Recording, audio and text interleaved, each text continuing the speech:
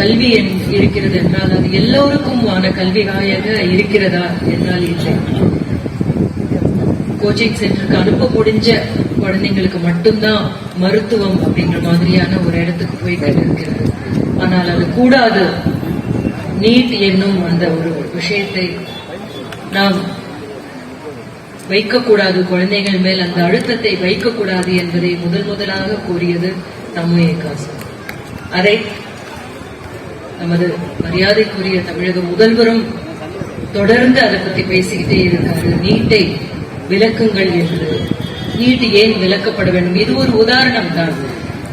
சாதாரண குடும்பத்திலிருந்து வந்திருக்கின்றவர்கள் இந்த குழந்தைகள் எல்லாமே கோச்சிங் சென்டருக்கு போக முடியல அப்படின்னா, கோச்சிங் சென்டருக்கு போன குழந்தைங்களோட ஒரு ஓட்ட பந்தயத்துல காலில் எந்த ஷூவும் போடாம காலில் ஏதோ ஒரு கணத்தை கட்டிட்டு ஓடுற மாதிரி நல்ல ஷூ போட்டுக்கிட்டு அதுக்கு பயிற்சி இருக்கிற நல்ல சாப்பாடெல்லாம் சாப்பிட்டுக்கிட்டு ஓடிக்கிட்டு இருக்கிற குழந்தைங்களோட ஓடுற மாதிரி அது எந்த விதத்துல நியாயமானது? அது கிடையாது.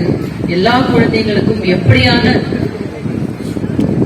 வாய்ப்புகள் இருக்கின்றனோ அதன்படியே தான் இருக்க வேண்டும் அனைத்துமே. அப்படி இருந்திருந்ததென்றால் இல்லாமல் இருந்திருந்ததென்றால் தமிழ்நாட்டில் எத்தனையோ IAS ஆபீசர்ஸ், எத்தனையோ மருத்துவர்கள் பின்தங்கிய சமூகத்திலிருந்து இப்பொழுது இருக்கின்றார்கள்.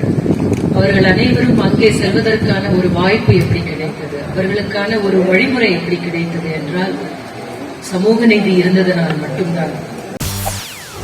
செய்திகளை உடனுக்குடன் தெரிந்து கொள்ள உடனே சப்ஸ்கிரைப் பண்ணுங்க.